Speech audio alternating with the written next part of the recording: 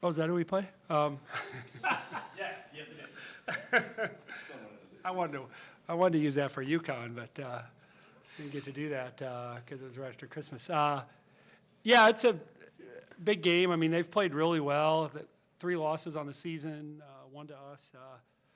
But I think anybody who likes college basketball should come out and watch us play. But Maddie Segrist is a first-team All-American for Villanova, so I think you're going to get a great picture of what that looks like. But we have great players too, and I know that we're going to be ready, as are they, because the game got out of hand a little bit at their place. It was a lot closer than the final score probably would indicate, but it's a big game for us. We got to protect our home court. We've actually probably been a better road team than home team, so I think the last 2 games we established that we're going to be better at home, but we got to continue that trend. And again, it won't be easy, but I think I really feel like the last 3 games is probably the best 3-game stretch that we've played of the season, so I think we should come in with a lot of confidence. Open the floor to questions. First for the student athletes. Has the bye week been useful for you guys, or do you feel like you wish you could have played? I like the bye week. It reminds me of last year's schedule, and I haven't really adjusted to this year's schedule. So it's been good to have a little bit of a break and get some anticipation, some excitement built up for this one. Last time you played Nova, the first half was much closer than the second half. How do you replicate what you did in that second half? I'd say we weren't flowing on offense. I think we weren't making right reads, and we weren't playing together really. And we just got to let our offense flow and also let our defense create our offense. I think we got stops on defense. We limited them to 1 shot, and that helped us in the second half. Jamie, coach is saying you played so well lately. What do you think has been the key behind that success lately? Definitely just my teammates and the coaching staff for sure. They've helped me build up my confidence a lot on and off the court, and just like as Morgan said, the flow of the game, since the way we do play, it relies on a lot of our other teammates. So finding that extra shot, making one more pass to find a better shot has definitely helped with my confidence in general. But just having that trust behind Flan with having me out there, and he knows that I can make a shot, and having my teammates trust that too has been a big help. What is the general vibe around the team right now? I guess relative to what Flan said about this 3-game stretch being some of your best basketball of the season so far. Yeah, I would agree. Definitely these past 3 games have been really good for us, and we really have been going back to just having the flow of the game carry us. Like Morgan said, our defense creating our offense, just playing together. We're all really good basketball players, so sharing the ball has been super helpful. But yeah. Do you guys pay attention to where you're at, net rankings, NCAA tournament, bracketology at this point? Because this is obviously a pretty big game. Jamie, how big is this game in terms of the big picture ramifications? It's huge. Yeah, it's honestly huge. Like Flan even mentioned, Maddie's a great player, so they're going to give us our best from how the final game ended at their place, and we just got to come out and show what we're made of and just play our game. What about you, Morgan? You follow where you're at in the pecking order nationally? Absolutely not. I didn't really think about how big of a game it is. I think the next game's always a big game.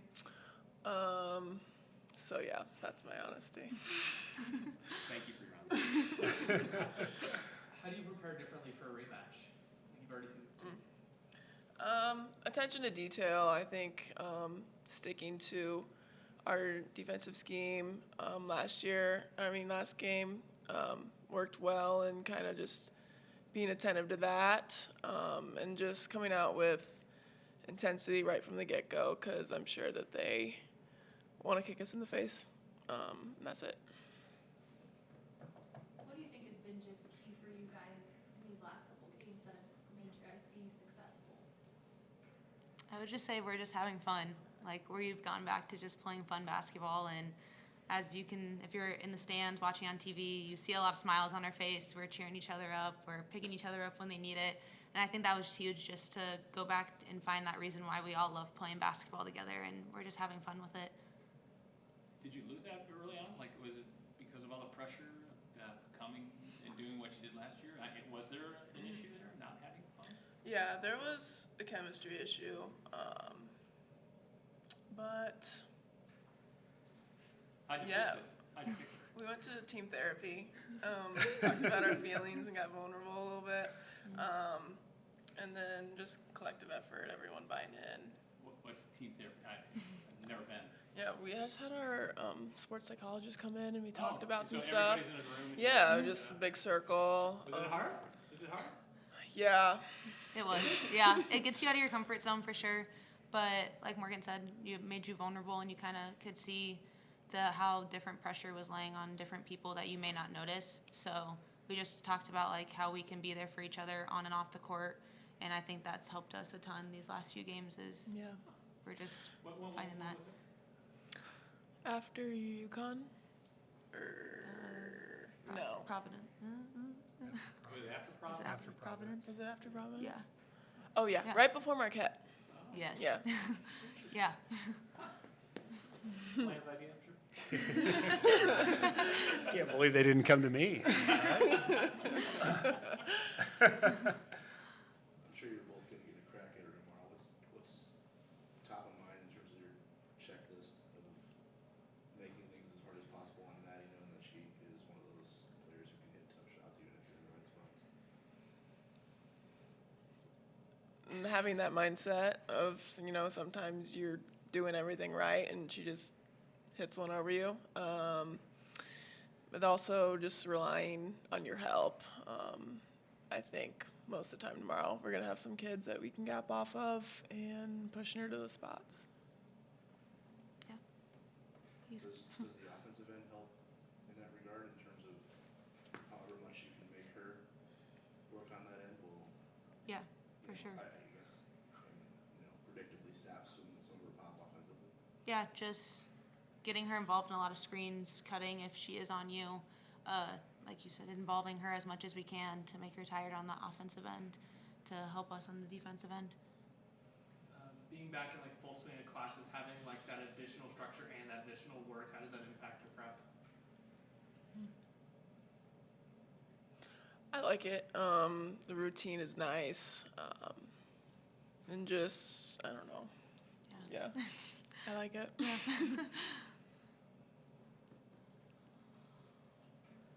Any further questions for the student athletes? Yeah. Sweet, thanks.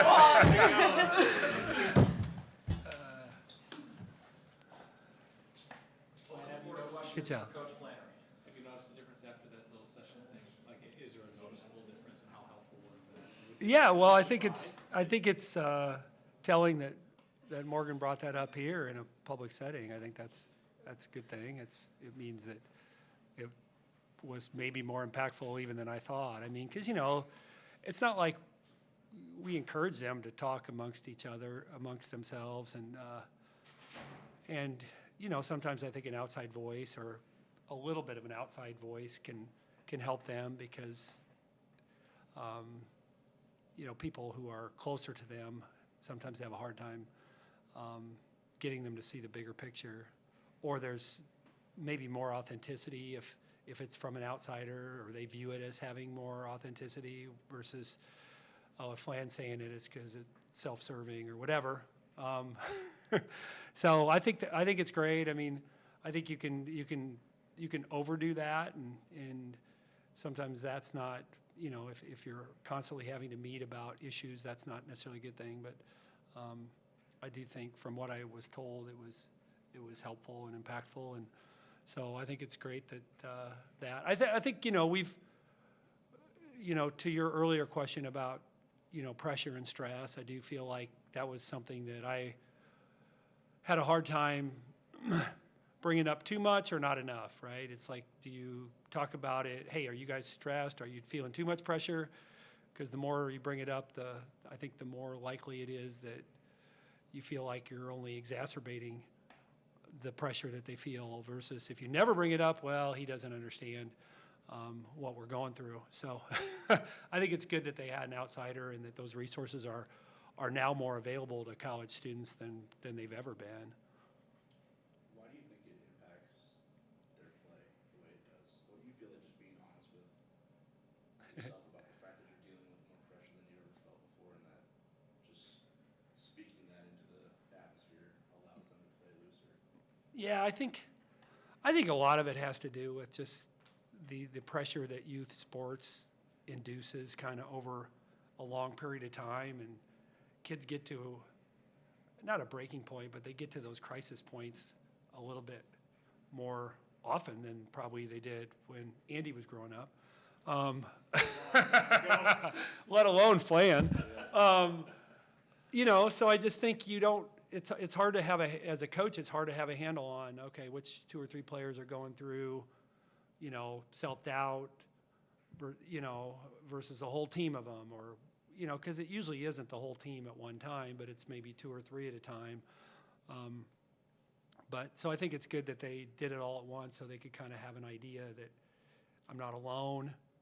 I'm going to need you not just after a bad game, but after a bad practice. And those things are, I think, helpful. And I'm guessing women at that age do it better than men at that age. Just thinking back to my own experience, but I think it's good, and I think it's healthy. But you also don't want to make it be the end all be all too, because it is about preparation and execution, and what Jamie's talking about, having fun. Well, yeah, but you still have to concentrate and be into execution and just playing really hard. And if you just make it fun and you laugh off every mistake, you're not going to be successful either. So there is a balance there. There's been a huge movement within athletes of this generation within that mental health. How much of that have you seen that push begin to get into coaches as well? In terms of how conscious of that I am or need to be regularly, or is that what you're asking? Kind of. Like within like the coaching community, I guess. Yeah. How much have you seen people talking about mental health? Because like within athletes, especially student athletes, that's become a very large conversation, especially since the beginning of the pandemic. Yeah, for sure. I mean, I think there's a need for us to be mindful of it. There's a need for us to be talking about it and helping. I mean, today when we met as a staff, I asked, one of my assistants, I said, how's so-and-so doing? You just want to know, because they know, all my assistants are younger and female, so they know better than I do what they're going through. And so when you're a little worried about somebody because you maybe have picked up on something, you want to know, and how can we help them? What resources are they not using? Because the resources are there more than they've ever been, but sometimes young people are not quite ready to jump in, and you want to encourage that without forcing it. And I think that's important too nowadays, is how do I make it known that it's normal to seek that out, but it's not, you're not having to do it because I'm telling you to do it. But yeah, it's super important, to go back to what I said. I mean, I think you're right. It's somewhat pandemic driven, but it's also driven by the youth sports culture and having pressure as a 10-year-old that I didn't have as a 10-year-old, and having pressure as a 13-year-old that I didn't have as a 13-year-old. So by the time they get to 18 and 20, they've felt a different and a longer stress than I felt at that age. So it is more a part of their lives, and you've got to address it and not let it, there is a point at which a kid, if you see that they're struggling that much, you're gonna at least strongly encourage them to seek help. But I also think coaches are good resources. I mean, it's not, I don't think you have to go see a therapist or go see a mental health professional. I think coaches can help you too navigate that. And I think it's sometimes it's a preference that an individual will have is do I need to go outside the coaching staff, or can I get it from one of my coaches or some of my coaches? Are they really?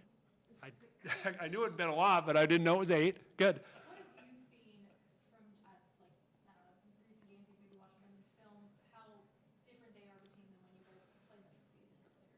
Yeah, I think they know how to win, and that's a kind of a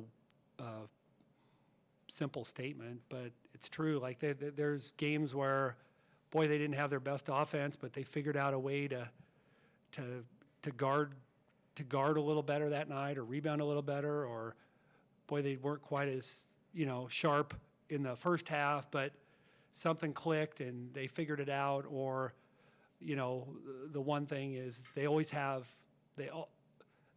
or almost always have the best player on the floor in the last 5 minutes. So when it's close, she's really good, and that makes a difference because it skews what they can do versus what you can do, and so you have to,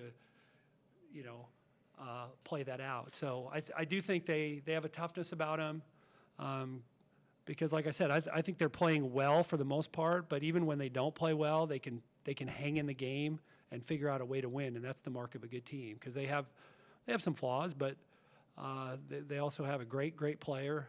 And I think they kind of know who they are, which is, they have a lot of returners and a belief in themselves. So, and they haven't played UConn yet. When you look at Nikki, obviously she does a lot for them, but she's probably the only one on the team capable of doing what she does. Does your team have more belief in themselves because they can share it? Like, Lauren can. I mean, you have 3 players on your team who have all Yeah. had a 30-point game in their recent career. Like, Yeah. they all can put up the numbers that Maddie's putting up on a given night. Does that give you and your team confidence that you can handle these matchups and not necessarily have to worry about, Yeah, play around it? I would think if you asked our players, they would say that there is a confidence in that, and there's a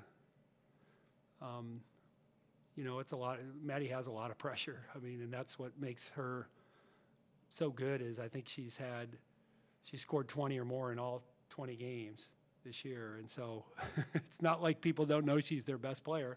It's not like they're not doing things to try to keep her touches, make her touches more difficult, or bring help earlier, or rotate fresh defenders on her. They're doing all that, and she still has scored 20 or more in every game.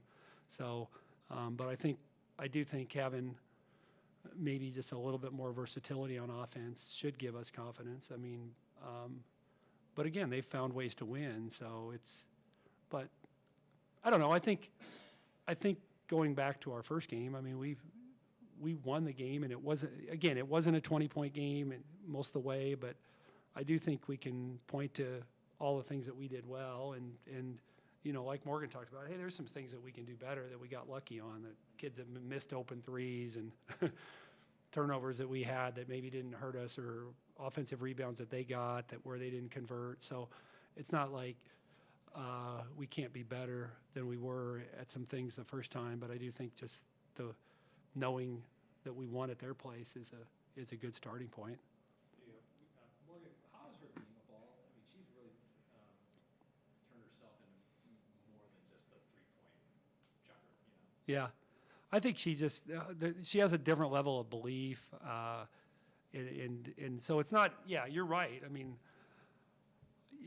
when we recruited her, I'm like, gosh, you're the biggest, strongest kid on the floor, and I'm watching you play Class B basketball, shooting all threes. Would you go in the paint once in a while and score in the paint? And her freshman year, she made a little progress, and then last year she made a lot of progress, and this year she's gotten even better and more comfortable, and she's good from the mid post. She's good in the low post. She's better moving without the ball, so she's harder to and making reads off screens, and then she's more confident. I mean, she talks trash to our practice boys, which I think is funny, but also I think it reveals that she's just way more confident than she was, because 2 years ago she wouldn't have done that, and even last year she probably wouldn't have done it, but now she's comfortable telling a practice boy who doesn't get up on a 3 that she makes that they need to get up. So I think that's a big part of it too, right? Belief, and she likes it. She likes having her number called. in games.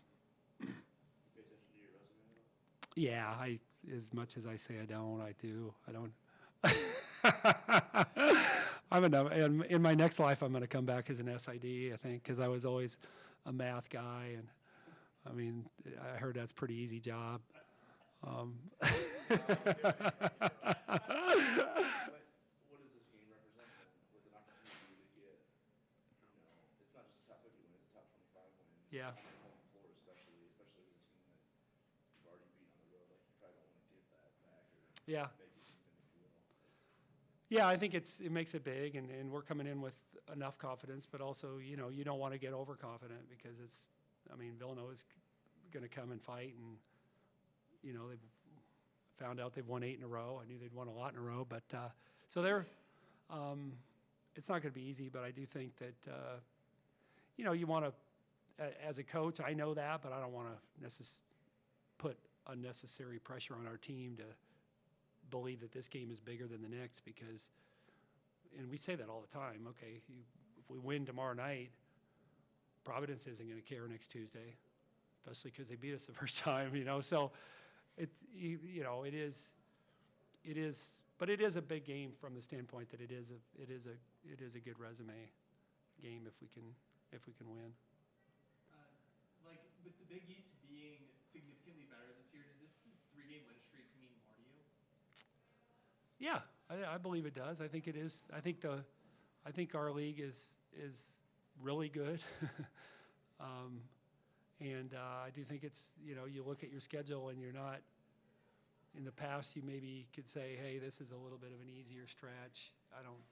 I think that's going to be really hard to say over the next 6 weeks. So, 3 games in a row is good, and to have this one at home, I think, like I said, we need to show that we can be consistently a really good home team, and we had a good start to that last week with Marquette and Seton Hall, but that's got to continue if we're going to be the team we want to be.